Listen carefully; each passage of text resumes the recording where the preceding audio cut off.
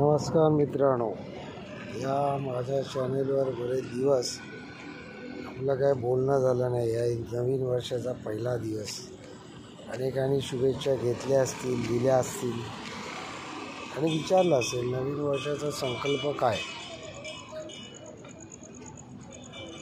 अनेक संकल्प आपण सांगत असतो, कधी पूर्ण होतात, कधी होत नाहीत. मलाही काही जणांनी विचारलं नवीन वर्षाचा संकल्प काय. मी म्हटलं साठी झाली, आता ह्या वर्षी स्वतःसाठी जगून बघायचं. म्हणजे स्वतःसाठी जगणं काय असतं, अनेकांना प्रश्न पडला. म्हटलं स्वतःसाठी जगणं म्हणजे आतापर्यंत आपण कुटुंबासाठी जगत आलो, त्यांच्या आवडीनिवडी, त्यांच्या गरजा, घर चालवणं, आपला व्यवसाय, नोकरी सांभाळणं, त्याच्यात आपल्याला बऱ्याच ॲडजस्टमेंट करावं लागतात. आपल्या मनाप्रमाणे नाही जगता येत. आणि जेव्हा माणूस रिटायर होतो तेव्हा विचार करतो मनाप्रमाणे जगण्याचा.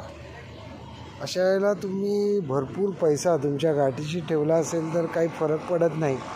पण जर तुमच्याकडे तुमचे सगळे पैसे तुम्ही कुटुंबासाठी खर्च केले असतील तर मात्र जरूर पडतो फरक, की कुटुंब तुम्हाला विचारतं की मग पैसे कुठून आणणार स्वतःच्या मनासाठी जगण्यासाठी.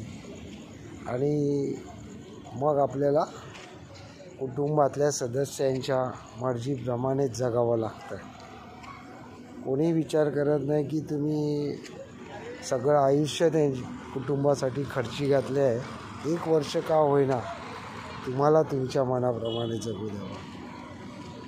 मित्रांनो, मी हा निर्णय जेव्हा माझ्या कुटुंबास बोलून दाखवला तर त्यांनी मला तोच प्रश्न विचारला की खर्च कोण करणार, कोण पैसे देणार, माझ्या इच्छा काय आहेत, ह्या पूर्ण करण्यासाठी किती पैसे लागतील हे विचारण्यापेक्षा हे पैसे मी आणणार कुठून, हा प्रश्न निर्माण झाला. आणि मी चॅलेंज घेतला. म्हटलं 60 वर्ष झाली तर काय झालं, अजूनही आपण स्वतःला लागण्यासाठी लागणारा जो खर्च आहे का नाही निर्माण करू शकत. घेऊया चॅलेंज. आणि मी कुटुंबाला चॅलेंज दिलं की मी माझ्या मनाप्रमाणे जगणार, बघू, नका तुम्ही मला मदत करू, काय खर्च येतो.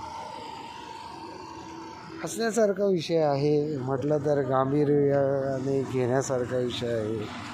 माझ्यासारखा अनुभव कदाचित कित्येकांना आलेला असू शकतो. काही जण मला विचारतील कुटुंब म्हणजे काय, तुम्ही कुटुंबाची व्याख्या काय करता. तर मित्रांनो, कुटुंब म्हणजे नुसतंच तुमची पत्नी, तुमचे आईवडील, तुमची मुलं नव्हेत, तर कुटुंबामध्ये तुमचे मित्र, तुमचा आजूबाजूचा समाज, आतापर्यंत तुम्ही त्यांच्यामध्ये राहत आले, वावरत आले, हे सगळे सदस्य, ह्यांची सगळ्यांची कुटुंबामध्ये समावेश होतो, असं माझं म्हणणं आहे. तुमचं म्हणणं काय आहे, हा व्हिडिओ बघितल्यावरती जरूर पोस्ट करा. तुम्हाला सर्वांना नवीन वर्षाच्या हार्दिक शुभेच्छा. तुमच्या सगळ्यांचे नवीन वर्षी केलेले संकल्प पूर्ण होऊ देत अशी प्रार्थना. धन्यवाद. इथेच थांबतो.